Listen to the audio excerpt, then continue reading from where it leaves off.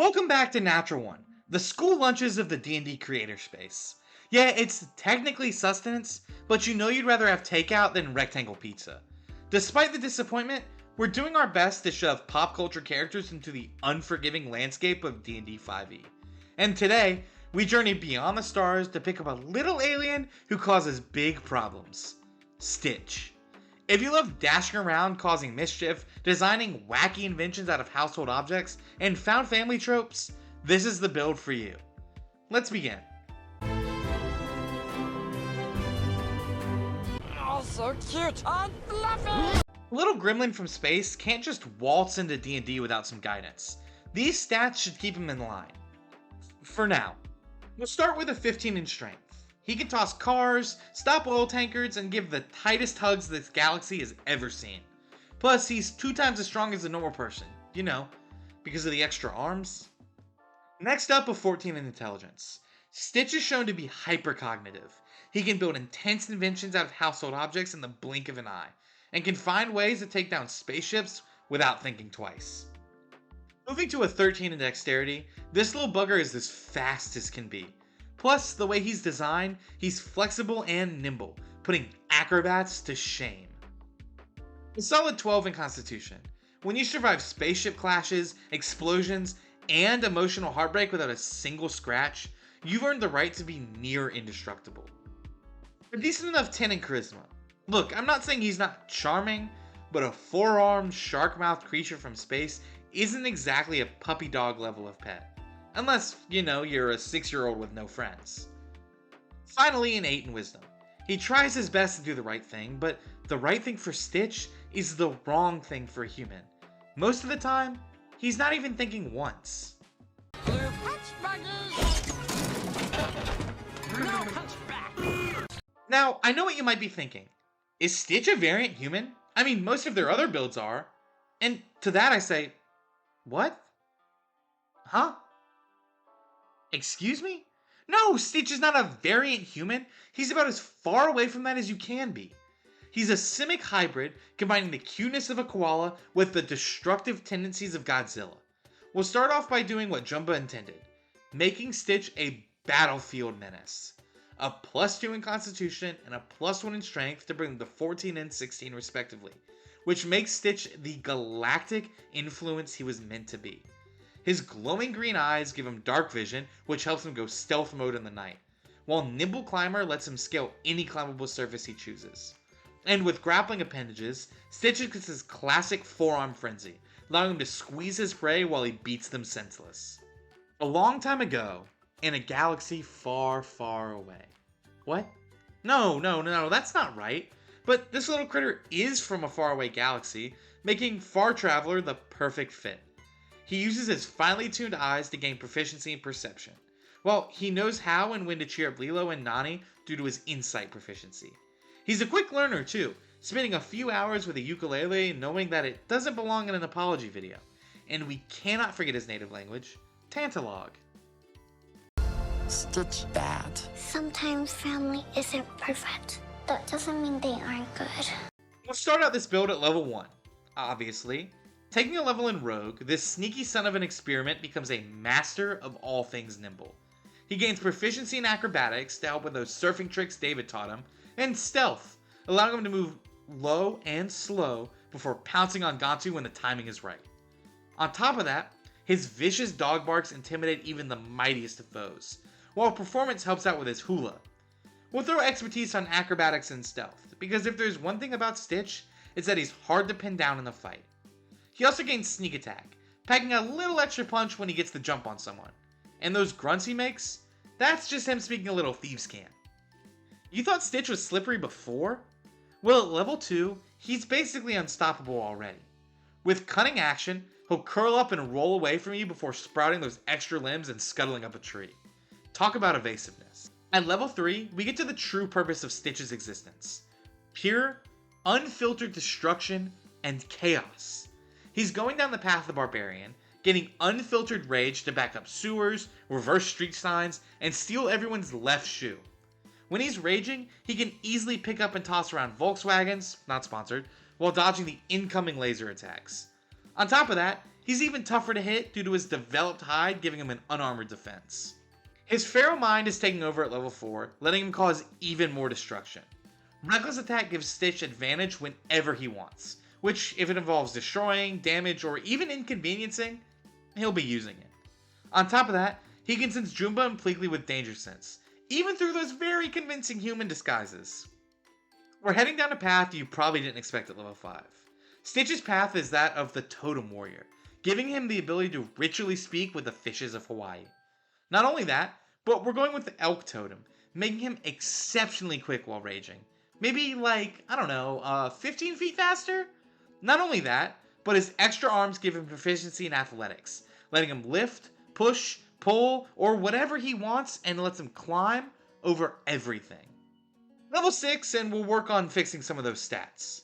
A simple boost, just a +1 to dexterity and constitution, making it a 15 and a 14 respectively. Now he's even harder to hit and harder to subdue. Good luck, Gantu. Glad it's not me. Let's put those extra arms to use at level 7, giving Stitch extra attack. Now, when a frog is threatening him, he can dual-wield ray guns, crossbows, and threaten him right back. And in case he wasn't fast enough, fast movement gives him an extra 10 feet. I'm so glad I'm not the one that has to try and catch him. At level 8, Barbarian level 6, and what aspect could we possibly take him? Well, he allegedly is based off a koala bear, so of course we're going with aspect of the bear. Please disregard the fact that koalas have nothing to do with bears. Instead, pay attention to the fact that he has advantage on strength checks to move objects and, more importantly, break them. He's truly living up to the potential Jumba had for him. Stitch is relying on his instincts at level 9. He allows his ferality to take over with feral instinct, letting his hypercognition give himself advantage in combat. This includes advantage on initiative, and he cannot be surprised as long as he rages. And when he rages, he's moving half his speed, which, spoiler alert, is a lot. I mean, look at him. He's zooming 24/7, 365. And at level 10, the final level of Barbarian, it's pretty uneventful. A simple +2 in strength to allow Stitch to go crazy. Throwing things is in the past. He's actively lifting up creatures 20 times his size and taking off with them. Anything to protect his family. Or just cause mayhem. They're kind of the same for Stitch. Ohana means family. Family means nobody gets left behind. Stitch has had enough of destroying things with his hands, and at level 11, he's decided to make things that cause the destruction. Enter Artificer. He can take typical household objects, put some alien funk in it, and boom! A minor magical item that can cause destruction. Say like a blender into a mechanical bull. Or like a musical box. How does that cause destruction? Well, don't ask me, because I don't know. What I do know is Stitch is taking his elemental crossbow and charges it with firepower, aka Firebolt. And he's causing more battle mayhem, letting him shrug off exploding gas tankers with resistance and absorb elements, and jumping back into the fray with a jump spell. Level 12 and Stitch gets infusions. Repeating shot loads into his crossbow and fires off a few shots to deter anyone who threatens his ohana. That means family, for those who don't know. Not only that, but he takes Scrump and throws in a voice box, giving Lilo a talking doll so she won't be so lonely while he's off saving the galaxy. And just in case he wasn't pesky enough, he gets Longstrider to sprint across the battlefield in the blink of an eye. Let's add a little bit to his firepower at level 13 with the Artillerist specialty. He's getting an Eldritch Cannon, which is just his plasma ray dialed up to 100. He's knocking Gantu around silly and handling the other experiments with ease. He's also harder to hit, dodging and weaving, buffing his AC with the shield spell. Plus, whenever he explodes some barrel or tanker truck, the shockwave sends people flying with Thunderwave. Oh, and he's carving up a statue to Lilo and Nani with Woodcarver tool proficiencies. Level 14, and we're going to take an ability score improvement at Artificer level 4. A +2 in intelligence to make him hypercognitive. He's now able to create or destroy anything with precision. On top of that, he gains 2 new spells. Fairy Fire for his ability to track Houdini when he escapes, again, and Disguise Self. What do you mean he isn't a dog? He looks just like one! Let's switch back to Rogue at level 15, and we're making Stitch almost uncatchable. He's about to rival Sonic characters in terms of mobility. We're going to make Stitch a swashbuckler here, giving him fancy footwork. He goes on all fours and scuttles around the battlefield after striking an enemy. On top of that, his winning smile gives him a boost, as enemies see this cute little dog and don't suspect him to be an agent of chaos. Then boom, plasma weapon. And if he's too far to dash around and cause chaos, he can stay still and get advantage with steady aim. Let's get simple here at level 16. Another ability score improvement. We're going to boost his constitution by 2, making it a 17. Oh, gross. An uneven number. I hope that gets fixed soon. I hate uneven numbers. Level 17, Rogue level 5, and we're getting Uncanny Dodge. Stitch can take his reaction and reduce the incoming damage by half. So not only is he incredibly quick, incredibly hard to hit, and incredibly adorable, if you do hit him, he can reduce the damage and stay around to annoy you or your enemies like it's nothing. Stitch is mastering his abilities at level 18. 2 expertises at Rogue level 6, Athletics, and Perception. Stitch has enhanced vision and hearing, letting him track down even the quietest and sneakiest of experiments, while Athletics lets him wrestle them down when he does eventually catch up to them, taking down even the likes of 627. At the penultimate level, level 19, Stitch has taken his knack for being shifty and turned it into a battlefield advantage. With Evasion, he can dodge even the craziest of attacks, from tanker truck explosions, to spaceship crashes, to heartbreaking goodbyes. Okay, maybe not the last one, but you get the idea. Stitch is now nearly unstoppable. There may be only one thing that we can hope that can stop him now. And that's level 20, but more specifically, a 6-year-old girl with the purest of hearts. Unless you're Myrtle, of course, and then she just goes feral. This dog has learned how to be the perfect support for Lilo, Nani, David, and whoever else drops by the house. He's making peanut butter sandwiches for Pudge, cake for holidays, and lunches for Nani's new job. That's right, we grabbed the chef feat. Not only that, he gets a +1 in Constitution to round that out to an 18. Proficiency in cook's utensils to make sure the aforementioned food tastes good, and restoring hit points on a short or giving temporary hit points on a long rest. He's the perfect stay-at-home dog? Alien? Creature? Oh, whatever. This is my family. I found it all on my own. It's little and broken, but still good. Not only is Stitch adorable and a perfect chaotic match for Lilo, he's a master D&D character. Let's see why that is. He's annoyingly quick. He's got a base 40-foot walking speed, which can get up to 50 from Longstrider. Not to mention when he rages, it actually goes up to 65, and he can move half his speed immediately. If you need more movement speed, he can bonus action dash as well. On top of all of that, he's got the jump spell to allow him to pounce on unsuspecting enemies, and to climbing speed to get the high ground if needed. Good luck catching him on foot. He's shifty and defensive as well. If you do manage to catch him somehow, you're not taking him out quickly.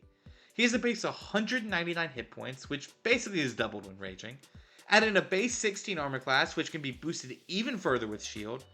Oh, you got him pinned down? Well, actually you don't thanks to fancy footwork, which is basically his get out of jail free card.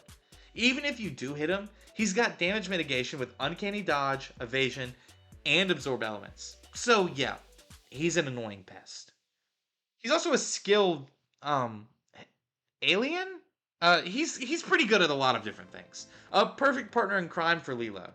He's got 7 skill proficiencies, including one that uses every stat except intelligence. And 4 of those are expertises.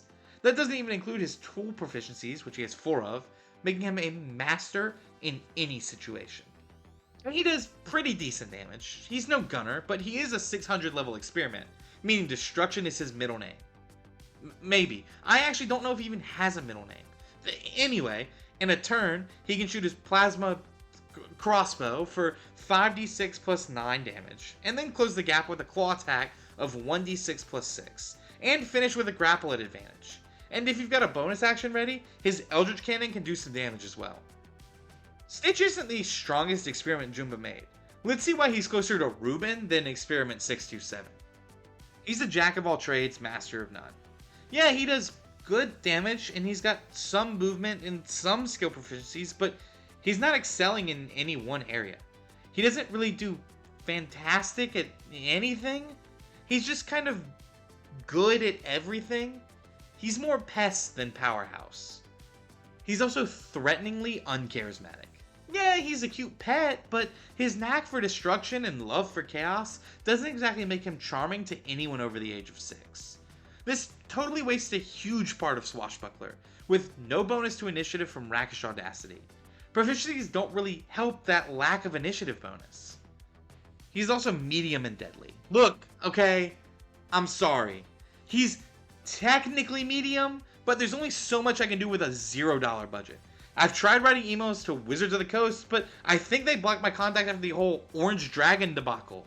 How was I supposed to know they'd react like that? I tried my best, I really did, but you're gonna just have to deal with a medium-sized alien dog. Okay? Well, that about does it for this pesky, technically medium-sized space koala. If you enjoyed journeying through space and Hawaii, surf on down to the comment section and let us know. Or just drop some suggestions for other character builds. We love hearing all your ideas. And while you're down there, make sure to blast that like button, hit subscribe, and ring that notification bell so you never miss another video. We're out here bringing you spicy new content weekly, and since you're ohana, we don't want you to get left behind. Don't forget to check out the description as well, where you'll find our Patreon that contains all of our previous experiments completely for free. That's all I've got for now, so until next time, we'll catch you on the flip side.